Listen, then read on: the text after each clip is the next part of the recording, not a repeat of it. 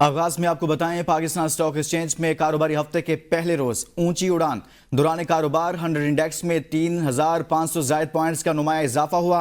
Stock market 1,14,000 की नफ्सियाती हद भी उबूर कर गया। कारोबार के दौरान इंडेक्स 1,14,910 पर ट्रेड। जुम्मे के रोज मार्केट 1,11,351 पर बंद हुई थी।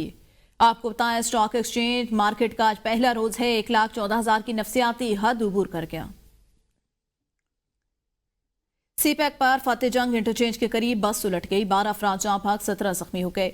इब्तदाई मालूमात के मुताबिक हादसा बस का टायर फटने के बायस पेश आया। बस मियांवाली से रावलपिंडी जा रही थी। हादसे में मासूम बच्ची मोजजाती तौर पर बच गई। हादसे में बच्ची की वालिदा जाँ बहक हुई। मुतअद्दिद जख्मी अस्पताल में जेर इलाज। मियांवाली से रावलपिंडी जाने वाली बस को हादसा टायर फटने के बायस पेश आया। रेस्क्यू 1122 की 8 गाड़ियों ने रेस्क्यू ऑपरेशन में हिस्सा लिया। एक के बाद एक ट्रैफिक हादसा। नौशहर फिरोज के इलाके मोरको में 4 मील के मुकाम पर भी ट्रॉलर और वैन में तसादुम हुआ। हादसे में जांबाक अफराद की तादाद 8 हो गई। जख्मियों में एक बच्ची दम तोड़ गई। 15 अफराद जख्मी हैं। हादसे में जांबाक 8 अफराद की लाशें गांव फाजिल तिगर पहुंचा दी गई। गांव में लाशों की आमद से सोग की फिजा छा गई।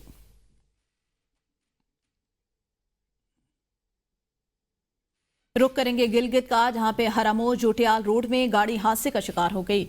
2 खवातीन और एक बच्चा जाँ भाग, 2 अफराद जख्मी। जख्मियों को सूबाई हेडक्वार्टर अस्पताल मुंतकिल कर दिया। हादसे की शिकार गाड़ी में एक ही खानदान के 5 अफराद सवार थे। गिलगित की हरामोश जुटियाल रोड में गाड़ी हादसे का शिकार हुई। अफसोसनाक हादसा पेश आया। 2 खवातीन और एक बच्चा जाँ भाग, जबकि 2 अफराद जख्मी हुए हैं। यूनान कश्ती हादसे में मुलविस सैफी अफसरान के खिलाफ महकमाना कार्रवाई शुरू कर दी गई है। 18 अफसरान और एहलकार जिला बदर कर दिए गए हैं। 1 sub inspector, 3 ASI, 11 head constable और 3 कांस्टेबल शामिल हैं। अफसरान और एहलकार गुजरात, गुजरांवाला और सियालकोट में तैनात थे। Additional director immigration Sialkot airport Ali Saidi का भी तबादला करके नोटिफिकेशन जारी कर दिया। Additional director immigration Sialkot airport Ali Saidi का तबादला। यूनान कश्ती हादसे के हवाले से मुलविस FI अफसरान के खिलाफ महकमाना कार्रवाई का आगाज हो चुका है। यूनान में कश्ती डूबने से पाकिस्तानियों की हलाकतों का मामला। साने में नामजद FI अफसरान के खिलाफ कार्रवाई की दरख्वास्त। सिंध हाईकोर्ट ने दरख्वास्त की फौरी समाअत के लिए इस्तदा मंजूर कर ली। दरख्वास्त में कहा गया कि कश्ती में सवार 286 पाकिस्तानी यूनान में जाँ भाग हो गए थे। वाक़े की इंक्वायरी शुरू हुई और अफसरान और एहलकारों को भी नामजद किया गया। दरख्वास्त गुजार समेत 38 अफसरान को जिम्मेदार करार दिया गया है।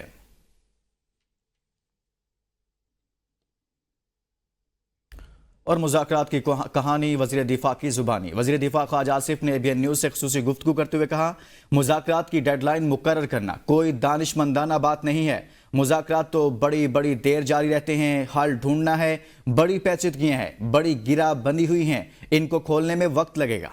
बाज़ औक़ात हाथ की बंदी हुई गिरहें दांतों से खोलनी पड़ती हैं। ये लोग जो एब्सोल्युटली नॉट कहते थे, अब एब्सोल्युटली यस नहीं बल्कि लेट गए। ना हम एब्सोल्युटली नॉट के वक्त मरूब हुए थे, ना अब इम्प्रेस हुए। वादी पीटीआई की रिहाई अदालतों का मामला। अदालत में उनकी बेगुनाही का सबूत दें। अदालत मान जाए तो हमें क्या एतराज। वो बेशुमार रौला डालते हैं, इसलिए डालते हैं कि उनके पल्ले वहां पे कुछ नहीं।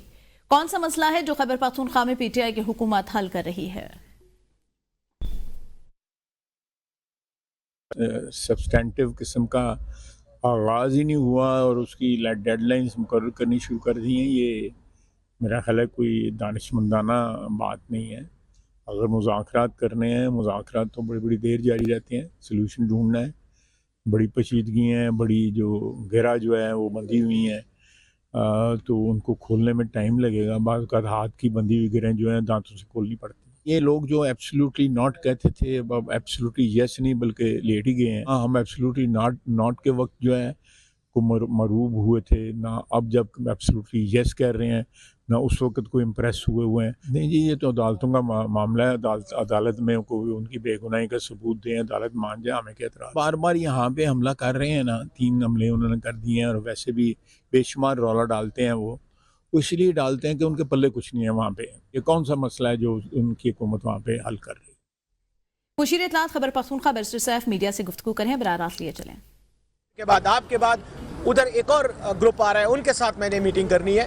तो मुझे पता है कि दोनों फरीकैन राजी हैं। कोई ऐसा मसला नहीं है। सिर्फ वो एक फॉर्मेलिटी पूरी करनी है। कुछ लोगों से, अपने रहनुमाओं से, अपने बड़ों से मुशावरत की। उसके बाद इंशाल्लाह ये मसला, वो जो फॉर्मेलिटी दस्तखत की है वो भी इंशाल्लाह कल तक हो जाएगी और ये मसला हम बड़ी हद तक रिजॉल्व कर लेंगे।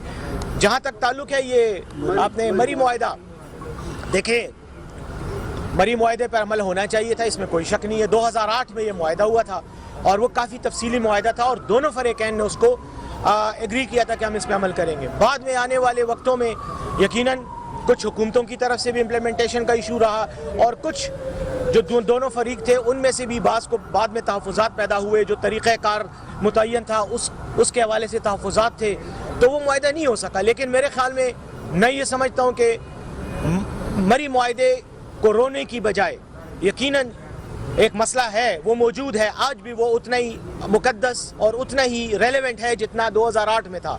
हमने ये जो एग्रीमेंट किया है या जो करने जा रहे हैं इसमें ये तमाम बातें डिस्कस हो चुकी हैं कि आइंदा आने वाला जो मसले का जो फार्मूला होगा उसमें वो तमाम मुआहिदात की शिकें शामिल होंगी जो इससे पहले हो चुकी हैं। ये 2008 का भी, अच्छा 2008 से भी पहले कुछ मुआहिदे हुए। हाँ, जहाँ तक शमीम शाहिद साहब सवाल ये एक थ्योरी है, लोग फ्लोट कर रहे हैं कि सरहदों को खाली किया जा रहा है या कोई बैनुल अक़वामी प्लान है या कोई पता नहीं एंटी पाकिस्तान कोई प्लान है जिसके ज़रिए कुछ सरहदों को खाली किया जा रहा है। मेरे ख्याल में ऐसा कोई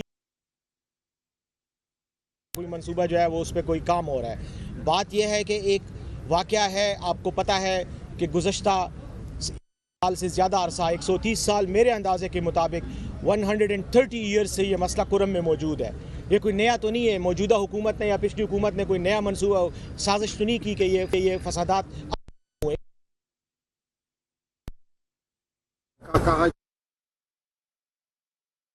जो दहशतगर्द है उनको कब का मंसूबा है, इसके बारे में सूबाई हुकूमत का क्या मौक़िफ़ है? बस जी देखें, इसमें एक ज़िमनी सवाल मेरा यह है, अगर हुकूमत माइंड ना करे और कमेंट देना चाहे कि जनूबी अजला को सारे तालिबान कैप्चर कर चुके हैं, रात के वक्त उनकी हुकूमत शुरू हो जाती है, दिन के वक्त वो चले जाते हैं, इस हवाले से हुकूमत क्या इक़दाम उठा रही है?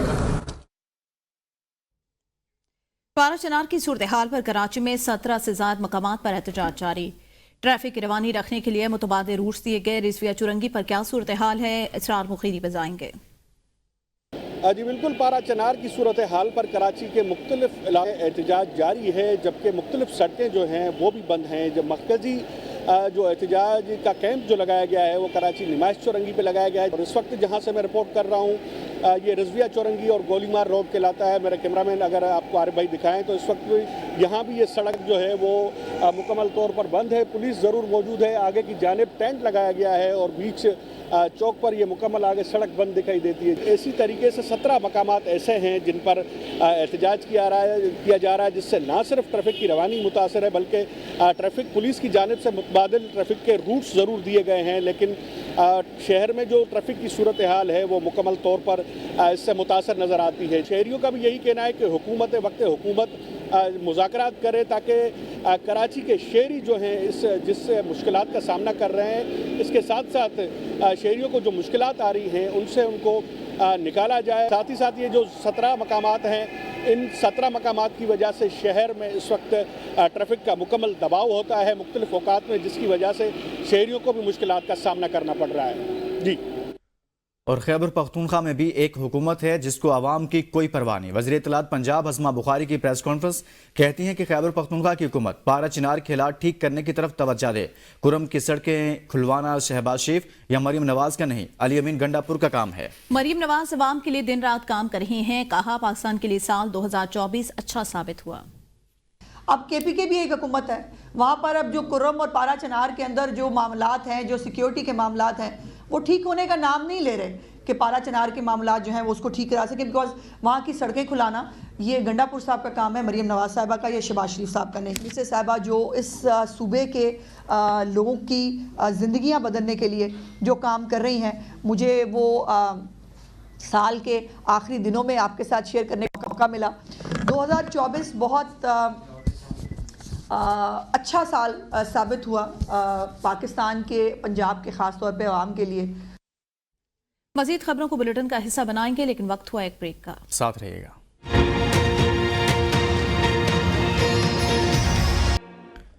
Welcome back. खबरों का सिलसिला आगे बढ़ाएंगे। सेंटर परवेज शाह खान की एबीएन न्यूज से गुफ्तगू। कहा किसी भी जंग या एहतजाज में जत्थों का लीडर ही लोगों की अच्छाई या बुराई का जिम्मेदार होता है। 9 मई की लश्करकशी का जो भी लीडर था, अगर उसको छुटकारा मिल गया तो इंसाफ का तकाजा पूरा नहीं होगा। जो पीछे होते हैं उनकी जिम्मेदारी बाद में होती है, जो सामने हो पहले उनको सजा होनी चाहिए। मिलिट्री कोर्ट से सजा पाने वालों के पास अपीलों का हक, अदालत सबूत देखेगी। किसी को गलत सजा देना इतना आसान नहीं। देखिए, किसी भी जंग में जो जत्था होता है उसके आगे एक लीडर होता है और वही जो है उसकी जीत या हार का जिम्मेदार होता है। उसकी जत्थे का भी कोई लीडर था, इसके पीछे भी कोई जहन था, तो लिहाजा वो जहन कौन था और उसको इस तमाम अमल से अगर छुटकारा उसका हो जाए तो फिर इंसाफ का तकाजा पूरा नहीं होता। बहरहाल मैं समझती हूँ कि जिनको भी सज़ाएं हुई हैं उनके पास अपीलों का हक है। हमारे पास तो वो हमें इल्म नहीं वो सबूत और वो मामलात जो कि अदालतों ने देखे होंगे। अगर उनके लवाहकी वारसों को और उनको ख़ुद ये लगे जिनको सज़ाएं मिली हैं कि नाइंसाफ़ी हुई है, तो उनके पास अभी बहुत फोरम्स हैं। जो पीछे होते हैं उनकी तो जिम्मेदारी बाद में होती है, पहले उसकी होती है जो सामने जत्थे को लीड कर रहा हो। जमात या किसी फर्द के लिए नहीं बल्कि पाकिस्तान के लिए मुज़ाकरात कर रहे हैं। फरीकैन का मुज़ाकरात पर आमादा हो जाना बड़ी कामयाबी। नून लीग के सेनेटर इरफान सिद्दीकी बोले, हमने अभी तक चार्टर ऑफ डिमांड तैयार नहीं किया। मिसाक जमहूरियत बेनज़ीर भुट्टो के साथ तय हुआ था, बाद में बानी पीटीआई भी मुत्तफिक हुए। कम अज कम कमेटी के हद तक हमने माजी के वाक़यात को पस से पुष्ट डाल दिया। 2024 खवातीन के लिए भारी। गैरत के नाम पर खवातीन के कत्लेआम में होशरुबा इजाफा। इंसानी हुकूक कमीशन ऑफ पाकिस्तान और वजारत इंसानी हुकूक के लिए 2024 के इकट्ठे किए डेटा में हैरानकुन इंकशाफात। ज़राए के मुताबिक इंसानी हुकूक कमीशन ऑफ पाकिस्तान की सालाना रिपोर्ट अप्रैल 2025 में जारी होगी। रोजाना की बुनियाद पर 8 से 10 खवातीन गैरत के नाम पर जिंदगी की बाजी हार जाती हैं। कातिल की वजूहात में खवातीन का नौकरी करना, आला तालीम की ख्वाहिश और पसंद की शादी शामिल है। तफसीलात बताएंगी जाहिदा राव।